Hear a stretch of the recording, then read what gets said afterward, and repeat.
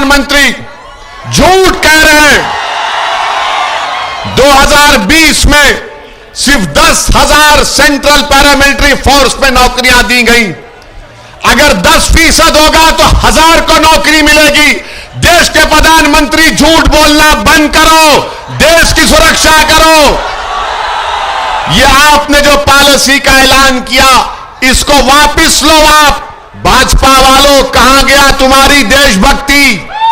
तुम्हारी देशभक्ति यह है कि तुम युवाओं को जो अपनी जिंदगी जोखिम में डालते हैं, खतरे में डालते हैं, देश के प्रधानमंत्री, क्या आपकी ये देशभक्ति है कि ये आपकी भारत मां से मोहब्बत है कि आप इन नौजवानों को जो अपनी जान देने के लिए तैयार रहते हैं, आप उनसे एक मजाक कर रहे हैं। देश के प्रधानमंत्री को ये अग्निपथ की, अग्निवीर की पॉलिसी को वापस लेना पड़ेगा।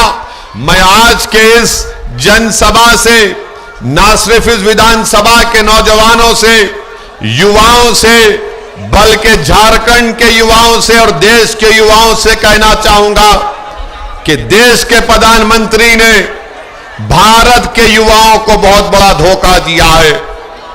उनका मुकद्दर बेरोजगारी बनाकर रख दिया।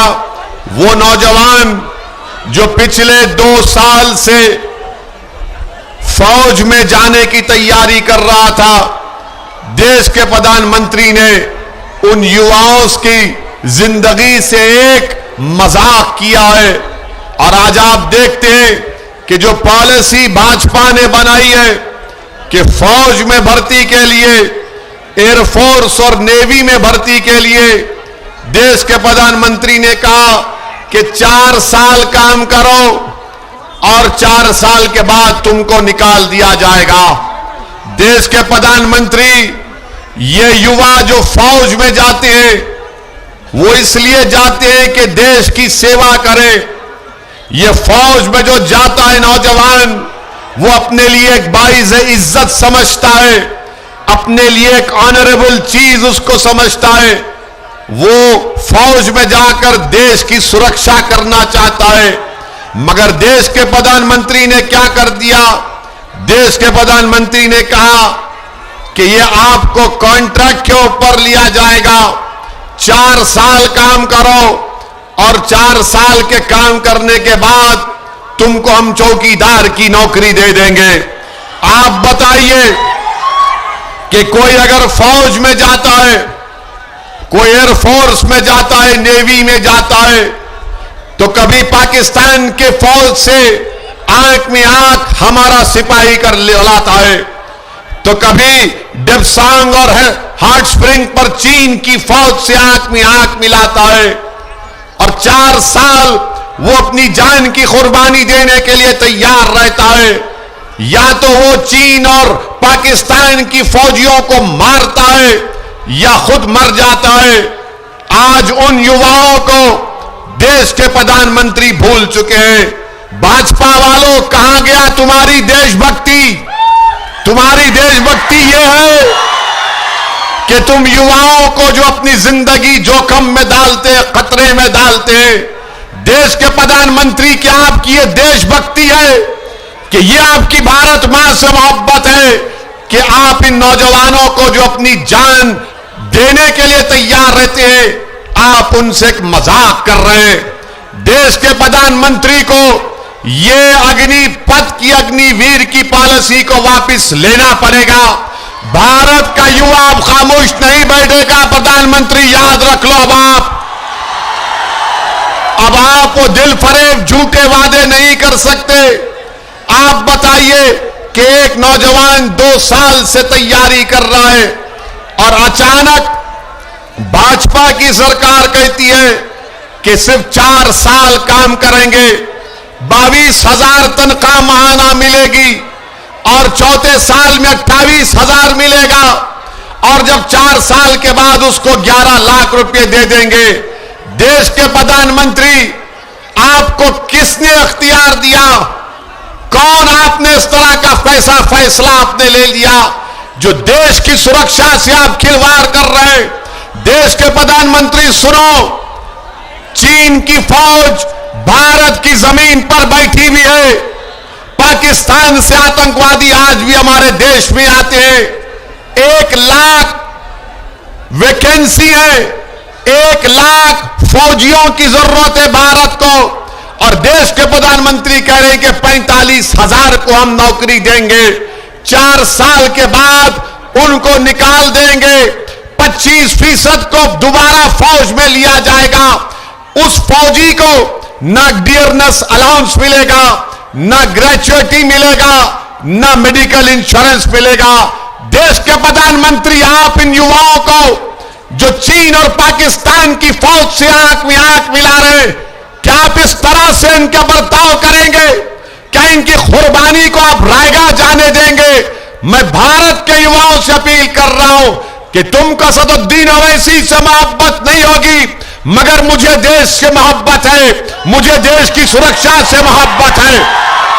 मैं नहीं चाहता कि चीन और पाकिस्तान भारत के लिए खतरा है। मैं मानता हूं हमको अपने सिपाहियों को मजबूत करना है, मगर देश के प्रधानमंत्री एक फार्मूला निकाल दिए, 4 साल काम करो, और फिर एक गाजर की पुंगी उन नौजवानों को उनके हवाले करके कह रहे हैं देश के प्रधानमंत्री कि जब आप 4 साल मुकम्मल कर लेंगे तो आपको सेंट्रल पैरामिलिट्री फोर्स में, सीआरपीएफ में, बीएसएफ में, सीआईएसएफ में, आईटीबीपी में दिया जाएगा।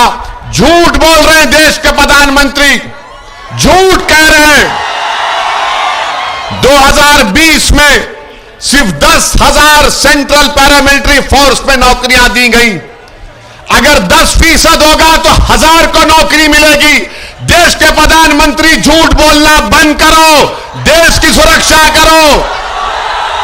यह आपने जो पॉलिसी का ऐलान किया, इसको वापस लो। आप फौज में कोई जाता है तो देश की सेवा करने के लिए जाता है। यहां पर क्या हुआ रांची में, और आप जानते हैं कि मुदस्सिर का और हमारे भाई का, दोनों बेटों का, झारखंड मुक्ति मोर्चा की सरकार और नरेंद्र मोदी की सरकार, दोनों ने मिलकर मुदस्सिर और फजल को कत्ल कर दिया।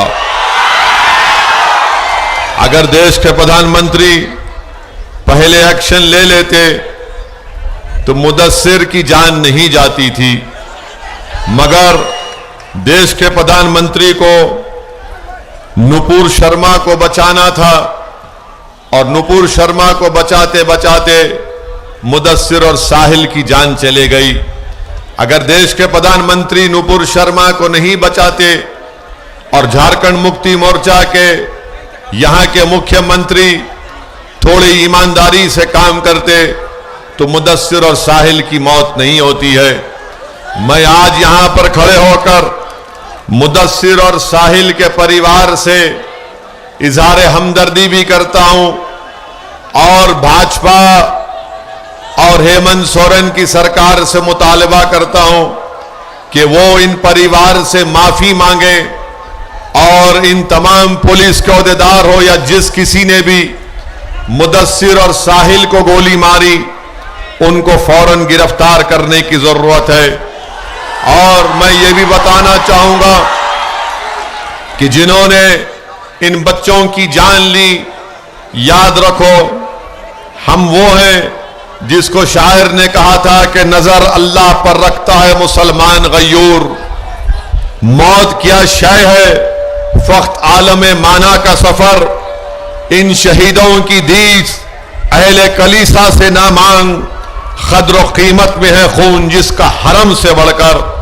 मेरे अजीज दोस्तों और बुजुर्गों, देश के प्रधानमंत्री को समझना चाहिए कि जो नुपुर शर्मा ने अनाप शनाप बकाए, हर किसी का दिल इससे दुख हुआ है, तकलीफ हुई है, और हम हर चीज बर्दाश्त कर सकते हैं, मगर रसूल अल्लाह सल्लल्लाहु अलैहि वसल्लम के खिलाफ अनाप शनाप अगर कोई बकेगा तो जाहिर है हम तमाम को तकलीफ होती है। हमारे लिए हमारे रसूल सल्लल्लाहु अलैहि वसल्लम एक इंसान के दिल की तरह हैं। आप हमारे जिस्म पर, हमारे उंगलियों पर, हमारे पैर पर, हमारे सर पर वार करिए, मगर आप हमारे दिल की तरफ आंख उठाकर भी नहीं देख सकते। ये आपने गलत किया। आप बताइए कि यही सरकार है, अगर आज असदुद्दीन ओवैसी देश के प्रधानमंत्री के खिलाफ अनाप शनाप अगर बोल देंगे तो मुझे रांची एयरपोर्ट से जाने नहीं दिया जाएगा। अगर मैं भाजपा और योगी या फिर आरएसएस के लोगों के खिलाफ कुछ अनाप शनाप कह दूं तो मुझे रोक दिया जाएगा। आखिर क्यों भाजपा नुपुर शर्मा को बचा रही है? आखिर क्या बात है नुपुर शर्मा में जो देश के प्रधानमंत्री उसका तहफ्फुज कर रहे हैं? हम भाजपा से इस बात का मुतालबा करते हैं कि नुपुर शर्मा को सिर्फ सस्पेंड करना सजा नहीं है, उसको गिरफ्तार करना और जेल को भी जाना, तभी इंसाफ होगा। और मेरे अजीज दोस्तों और बुजुर्गों, इस विधानसभा से हमारे भाई दियो कुमार धन का मुकाबला भाजपा से है।